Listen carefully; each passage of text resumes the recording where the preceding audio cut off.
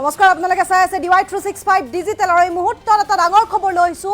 ভাৰ্গৱ বৰবৰাৰ কাণ্ডৰ পাছতে এতিয়া চৰ্চালৈ আহিছে হিমন্ত বিশ্ব শৰ্মাৰ যি কেবিনেটৰ সিদ্ধান্ত অটো ৰিক্সা বাইক আৰোহী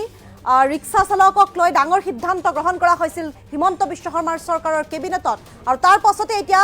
ভাৰ্গৱ বৰবৰাৰ যি কাণ্ড সেই তাৰ পাছতে সেই কেবিনেটৰ সিদ্ধান্ত এতিয়া পুনৰ চৰ্চালৈ আহিছে এই সন্দৰ্ভত আমি আপোনালোকক সবিস্তাৰে জনাবলৈ চেষ্টা কৰিম ভাৰ্গৱ বৰবৰা কাণ্ডৰ পিছতে চৰ্চাত হিমন্ত বিশ্ব শৰ্মা কেবিনেটৰ সিদ্ধান্ত গ্ৰহণ কৰিছিল হিমন্ত বিশ্ব শৰ্মা কেবিনেটে ডেলিভাৰী বয় ই ৰিক্সা অটো চালক বাইক আৰোহীৰ বাবে বৃহৎ সিদ্ধান্ত গ্ৰহণ কৰা হৈছিল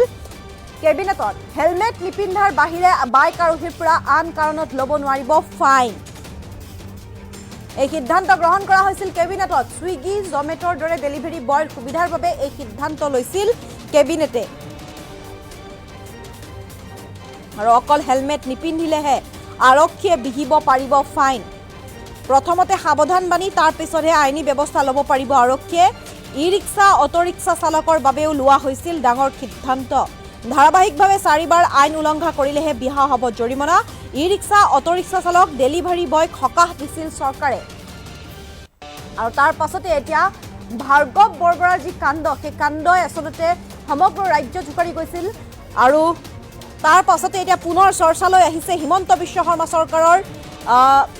যি কেবিনেটৰ সিদ্ধান্ত আছিল ডেলিভাৰী বয় ই ৰিক্সা অটো ৰিক্সা চালক বাইক আৰোহীক লৈ যি বৃহৎ সিদ্ধান্ত গ্ৰহণ কৰা হৈছিল কেবিনেটত সেই সিদ্ধান্তক লৈ পুনৰ চৰ্চা হৈছে হেলমেট নিপিন্ধাৰ বাহিৰে বাইক আৰোহীৰ পৰা আন কাৰণত ল'ব নোৱাৰিব ফাইন সুইগি জমেটৰ দৰে ডেলিভাৰী বয়ৰ সুবিধাৰ বাবে এই সিদ্ধান্ত লৈছিল কেবিনেটে অকল হেলমেট নিপিন্ধিলেহে আৰক্ষীয়ে বিহিব পাৰিব ফাইন লাইসেন্স প্ৰদূষণৰ প্ৰমাণ পত্ৰৰ বাবে ল'ব নোৱাৰিব ফাইন প্ৰথমতে সাৱধান মানি তাৰ পিছতহে আইনী ব্যৱস্থা ল'ব পাৰিব আৰক্ষীয়ে ই ৰিক্সা অটো ৰিক্সা চালকৰ বাবেও লোৱা হৈছিল ডাঙৰ সিদ্ধান্ত আৰু ধাৰাবাহিকভাৱে 4বাৰ আইন উলংঘা কৰিলেহে বিহা হ'ব জৰিমনা ই ৰিক্সা অটো ৰিক্সা চালক ডেলিভাৰী বয়ক সকাহ দিছিল চৰকাৰে আমাৰ লগত সেই সন্দৰ্ভত মন্তব্য আছে কি সিদ্ধান্ত গ্ৰহণ কৰা হৈছিল সেই সন্দৰ্ভত আমি আপোনালোকক শুনাবলৈ চেষ্টা কৰিম আমাৰ বিভিন্ন সংবাদ মাধ্যমত সাধাৰণতে এটা অভিযোগ উঠা যায় যে আমাৰ পৰিবহন আৰু ট্ৰেফিকৰ পুলিচসকলে সৰু সৰু অটো ৰিক্সা চালক আদিক ফাইন আদিৰ কাৰণে দিগদাৰি কৰে বা আমনি কৰে তাৰ ফলত দুখীয়া মানুহখিনিৰ কষ্ট হয় আজি কেবিনেটত আমি দুটা সিদ্ধান্ত লৈছো যে বাইকৰ আৰোহীক টু হুইলাৰক এক্সেপ্ট হেলমেট আন কোনো কথাত ফাইন কৰিব নোৱাৰিব অকল হেলমেট নিপিন্ধিলে ফাইন হ'ব বাকি আৰু কাগজ নাই পত্ৰ নাই এইবিলাকত যিটো ফাইন কৰে সেই ফাইনটো আৰু এতিয়াৰ পৰা নকৰিব যদি কাৰোবাৰ কাগজ নাই তেতিয়া তেওঁলোকক নোটিছ দিব তেওঁলোকে কাগজ ঠিক কৰিব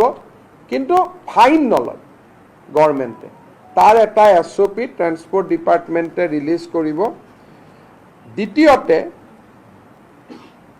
অটো ৰিক্সা ৰিক্সা যিকোনো 3 হুইলাৰ তিনিচুকীয়া যুক্ত গাড়ীক 4বাৰকৈ তেওঁলোকে ৰিপিটেড অপৰাধ নকৰালৈকে তেওঁলোকৰ পৰা কোনো ফাইন নোলোৱাৰ সিদ্ধান্ত লৈছে মানে এজন অটো ৰিক্সা বা এটা ই ৰিক্সা বা এজন ৰিক্সা চালকে 4টা ফাইন কৰাৰ পিছতহে 5 নম্বৰ বাৰতহে তেওঁলোকৰ পৰা ফাইন ল'ব পাৰিব মানে 4বাৰ আমি তেওঁলোকক ৱাৰ্নিং দিম 4বাৰ ৱাৰ্নিং দিয়াৰ পিছতো যদি তেওঁলোকৰ ভুলটো তেওঁলোকে কৰিয়েই থাকে তেতিয়াহ'লে 5 নম্বৰ বাৰতহে তেওঁলোকৰ পৰা ফাইন লোৱা যাব আৰু তেনেকে মটৰচাইকেল স্কুটাৰ স্কুটি আদিৰ পৰা এটাতে খালি ফাইন লোৱা যাব হেলমেট নিপিন্ধিলে বাকি আন কথাত আমি তেওঁলোকৰ পৰা ফাইন নলওঁ ইয়াৰ ওপৰত ট্ৰান্সপোৰ্ট ডিপাৰ্টমেণ্টক নিৰ্দেশ দিয়া হৈছে যে আপোনালোকে এটা SOP বনাই অহা 15 দিনৰ ভিতৰত আপোনালোকে প্ৰকাশ কৰক যাতে অটো ৰিক্সা ৰিক্সা ই ৰিক্সা এওঁলোকে যাতে ফাইন আদিৰ পৰা ৰক্ষা কৰিব খোজে আমি এনে হিচাপ কৰি চাইছিলোঁ যে ইয়াত ফাইনৰ নামত চৰকাৰে যোৱা গোটেই 3 বছৰত 6-7 কোটি টকাও পোৱা নাই গতিকে 6-7 কোটি টকাৰ কাৰণে আমি মানুহক হুলস্থুল কৰি থকাৰ কোনো অৰ্থ নাই কিন্তু তেওঁলোকে যদি ভুল কৰি থাকে তেওঁলোকৰ আমি বেলেগ ধৰণৰ আন ব্যৱস্থা ল'ব পাৰিম টকা লোৱাৰ পৰিৱৰ্তে আন যি এক্টত আছে আন আমি আইনী ব্যৱস্থা ল'ব পাৰিম কিন্তু ফাইনটো নোলোৱাকৈ বেলেগ ব্যৱস্থাবিলাক আমি ল'ম ফাইনটোলৈকে আমি নাযাওঁ যাতে মানুহৰ মাজত ধাৰণা নহয় যে চৰকাৰে বিভিন্ন টকা পইচা এই দুখীয়া মানুহবিলাকৰ পৰা সংগ্ৰহ কৰি আছে আমি বাইকৰ ক্ষেত্ৰত গাড়ীৰ ক্ষেত্ৰতো ফাইন হ'বই যি মটৰচাইকেল চলায় মটৰচাইকেল চলোৱাক আমি অকল হেলমেটৰ ক্ষেত্ৰত ফাইন কৰিম ড্ৰিংক এণ্ড ড্ৰাইভ আদি কৰিলে আমি এই কথাটো এতিয়া অনা নাই কিন্তু আমি বৰ্তমান সিদ্ধান্ত লৈছোঁ যে মানে হেলমেট নিপিন্ধিলে আমি ফাইন কৰিম বাকী কথাবিলাকত এনেকুৱা এই মটৰচাইকেলবিলাক আমাৰ চুইগি বিভিন্ন ল'ৰা ছোৱালীয়ে চলায় আৰু কলেজত অহা ল'ৰা ছোৱালী চলায় স্কুলত অহা ল'ৰা ছোৱালীয়ে চলায় হেলমেটটো নিপিন্ধিলে তেওঁলোকৰ এক্সিডেণ্ট হ'ব তেওঁলোকৰ মৃত্যু হ'ব তেওঁলোকক বচোৱাটো আমাৰ দায়িত্ব বাকী এই যে কিবা এক্সপায়াৰী ডেট হৈ গ'ল কিবা পলিউশ্যন নাই কিবা প্ৰিমিয়াম দিয়া নাই সৰু সৰু কথাৰ কাৰণে যিবিলাক ফাইন কৰে ড্ৰিংক এণ্ড ড্ৰাইভটোতো ফাইন থাকিবই কিন্তু সৰু সৰু কথাৰ কাৰণে যিবিলাক ফাইন কৰে কেতিয়াবা অভিযোগ আহে যে লাইচেন্সখন 2 দিন পাৰ হৈ গ'ল ক'ৰবাত ৰেজিষ্ট্ৰেশ্যন নম্বৰটো নাই ক'ৰবাত পলিউশ্যন নাই বাকী কথাবিলাকত যিটো ফাইন কৰে তাক আমি প্ৰথম ৱাৰ্ণিং দিহে পিছত আমি আইনী ব্যৱস্থা ল'ম ফাইনৰ ব্যৱস্থাক বাদ দি আইনী ব্যৱস্থাবিলাক থাকিব খালি টকাটো নলওঁ বাকী লাইচেন্স কেঞ্চেল অমুক কেঞ্চেল যিবিলাক আইনী ব্যৱস্থা সেইবিলাক থাকিবই খালি ফাইনটো আমি নলওঁ বাকী আইনী ব্যৱস্থা হ'ব ফাইনটো নহয় আইনী ব্যৱস্থা থাকিবই লাইচেন্স কেঞ্চেল হোৱা কিবা হোৱা আইনী ব্যৱস্থাবোৰ থাকিব কিন্তু আপোনালোকে যে চৰকাৰক অভিযোগ কৰি থাকে চৰকাৰে টকা লয় দৰমহা দিব পইচা নাই সেইটো আমি নোহোৱা কৰি দিছোঁ যে আমাক টকা নালাগে আইনী ব্যৱস্থা আমি ল'ম আৰু এয়া আছিল মুখ্যমন্ত্ৰী হিমন্ত বিশ্ব শৰ্মাৰ কেবিনেটত গ্ৰহণ কৰা বৃহৎ সিদ্ধান্ত অটোৰিক্সা চালক বাইক আৰোহীৰ বাবে আৰু লগতে ডেলিভাৰী বয় ই ৰিক্সা চালকৰ বাবে বৃহৎ সিদ্ধান্ত গ্ৰহণ কৰিছিল হিমন্ত বিশ্ব শৰ্মা কেবিনেটে হেলমেট নিপিন্ধাৰ বাহিৰে বাইক আৰোহীৰ পৰা আন কাৰণত ল'ব নোৱাৰিব ফাইন বুলি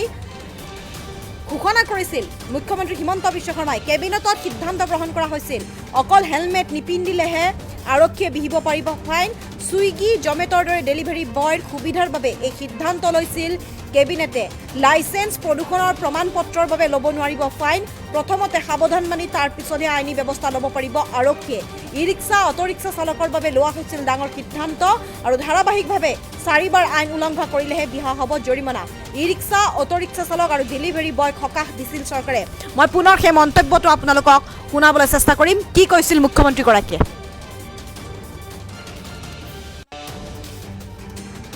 আমাৰ বিভিন্ন সংবাদ মাধ্যমত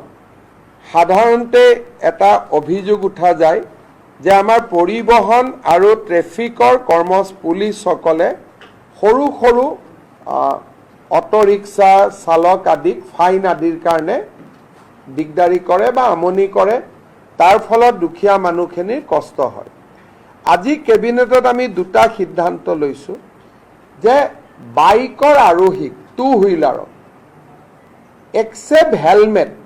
আন কোনো কথাত ফাইন কৰিব নোৱাৰিব অকল হেলমেট নিপিন্ধিলে ফাইন হ'ব বাকি আৰু কাগজ নাই পত্ৰ নাই এইবিলাকত যিটো ফাইন কৰে সেই ফাইনটো আৰু এতিয়াৰ পৰা নকৰিব যদি কাৰোবাৰ কাগজ নাই তেতিয়া তেওঁলোকক নোটিছ দিব তেওঁলোকে কাগজ ঠিক কৰিব কিন্তু ফাইন নলয় গভৰ্ণমেণ্টে তাৰ এটা এছঅপি ট্ৰান্সপোৰ্ট ডিপাৰ্টমেণ্টে ৰিলিজ কৰিব দ্বিতীয়তে অটোৰিক্সা ৰিক্সা যিকোনো 3 হুইলাৰ তিনিচুকীয়া যুক্ত গাড়ীক 4বাৰকৈ তেওঁলোকে ৰিপিটেড অপৰাধ নকৰালৈকে তেওঁলোকৰ পৰা কোনো ফাইন নোলোৱাৰ সিদ্ধান্ত লৈছে মানে এজন অটোৰিক্সা বা এটা ই ৰিক্সা বা এজন ৰিক্সা চালকে 4টা ফাইন কৰাৰ পিছতহে 5 নম্বৰ বাৰতহে তেওঁলোকৰ পৰা ফাইন ল'ব পাৰিব। তাৰমানে 4বাৰ আমি তেওঁলোকক ৱাৰ্ণিং দিম। 4বাৰ ৱাৰ্ণিং দিয়াৰ পিছতো যদি তেওঁলোকৰ ভুলটো তেওঁলোকে কৰিয়েই থাকে, তেতিয়াহ'লে 5 নম্বৰ বাৰতহে তেওঁলোকৰ পৰা ফাইন লোৱা যাব। আৰু তেনেকৈ মটৰচাইকেল, স্কুটাৰ, স্কুটি আদিৰ পৰা এটাতে খালি ফাইন লোৱা যাব হেলমেট নিপিন্ধিলে। বাকী আন কথাত আমি তেওঁলোকৰ পৰা ফাইন নলওঁ। ইয়াৰ ওপৰত ট্ৰেন্সপৰ্ট ডিপাৰ্টমেণ্টক নিৰ্দেশ দিয়া হৈছে যে আপোনালোকে এটা SOP বনাই অহা 15 দিনৰ ভিতৰত আপোনালোকে প্ৰকাশ কৰক, যাতে অটো ৰিক্সা, ৰিক্সা, ই ৰিক্সা এওঁলোকে যাতে ফাইন আদিৰ পৰা ৰক্ষা কৰিব খোজে।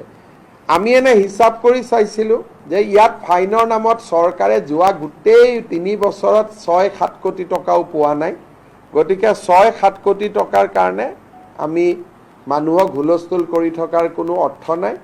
কিন্তু তেওঁলোকে যদি ভুল কৰি থাকে, তেওঁলোকৰ আমি বেলেগ ধৰণৰ আন ব্যৱস্থা ল'ব পাৰিম। টকা লোৱাৰ পৰিৱৰ্তে আন যি এক্টত আছে আন আমি আইনী ব্যৱস্থা ল'ব পাৰিম। কিন্তু ফাইনটো নোলোৱাকৈ বেলেগ ব্যৱস্থাবিলাক আমি ল'ম, ফাইনটোলৈকে আমি নাযাওঁ, যাতে মানুহৰ মাজত ধাৰণা নহয় যে চৰকাৰে বিভিন্ন টকা পইচা এই দুখীয়া মানুহবিলাকৰ পৰা সংগ্ৰহ কৰি আছে। আমি বাইকৰ ক্ষেত্ৰত, গাড়ীৰ ক্ষেত্ৰতো ফাইন হ'বই। যি মটৰচাইকেল চলায়, মটৰচাইকেল চলোৱাক আমি অকল হেলমেটৰ ক্ষেত্ৰত ফাইন কৰিম। ড্ৰিংক এণ্ড ড্ৰাইভ আদি কৰিলে আমি এই কথাটো এতিয়া অনা নাই, কিন্তু আমি বৰ্তমান সিদ্ধান্ত লৈছোঁ যে মানে হেলমেট নিপিন্ধিলে আমি ফাইন কৰিম। বাকী কথাবিলাকত এনেকুৱা, এই মটৰচাইকেলবিলাক আমাৰ চুইগি বিভিন্ন ল'ৰা ছোৱালীয়ে চলায়, আৰু কলেজত অহা ল'ৰা ছোৱালী চলায়, স্কুলত অহা ল'ৰা ছোৱালীয়ে চলায়। হেলমেটটো নিপিন্ধিলে তেওঁলোকৰ এক্সিডেণ্ট হ'ব, তেওঁলোকৰ মৃত্যু হ'ব, তেওঁলোকক বচোৱাটো আমাৰ দায়িত্ব। বাকী এই যে কিবা এক্সপায়াৰী ডেট হৈ গ'ল, কিবা পলিউশ্যন নাই, কিবা প্ৰিমিয়াম দিয়া নাই, সৰু সৰু কথাৰ কাৰণে যিবিলাক ফাইন কৰে, ড্ৰিংক এণ্ড ড্ৰাইভটোতো ফাইন থাকিবই, কিন্তু সৰু সৰু কথাৰ কাৰণে যিবিলাক ফাইন কৰে, কেতিয়াবা অভিযোগ আহে যে লাইচেন্সখন 2টা দিন পাৰ হৈ গ'ল, ক'ৰবাত ৰেজিষ্ট্ৰেশ্যন নম্বৰটো নাই, ক'ৰবাত পলিউশ্যন নাই, বাকী কথাবিলাকত যিটো ফাইন কৰে তাক আমি প্ৰথম ৱাৰ্ণিং দিহে পিছত আমি আইনী ব্যৱস্থা ল'ম। ফাইনৰ ব্যৱস্থাক বাদ দি আইনী ব্যৱস্থাবিলাক থাকিব, খালি টকাটো নলওঁ। বাকী লাইচেন্স কেঞ্চেল, অমুক কেঞ্চেল, যিবিলাক আইনী ব্যৱস্থা সেইবিলাক থাকিবই, খালি ফাইনটো আমি নলওঁ। বাকী আইনী ব্যৱস্থা হ'ব, ফাইনটো নহয়। আইনী ব্যৱস্থা থাকিবই, লাইচেন্স কেঞ্চেল হোৱা, কিবা হোৱা, আইনী ব্যৱস্থাবোৰ থাকিব। কিন্তু আপোনালোকে যে চৰকাৰক অভিযোগ কৰি থাকে চৰকাৰে টকা লয়, দৰমহা দিব, পইচা নাই, সেইটো আমি নোহোৱা কৰি দিছোঁ, যে আমাক টকা নালাগে, আইনী ব্যৱস্থা আমি ল'ম। আমাৰ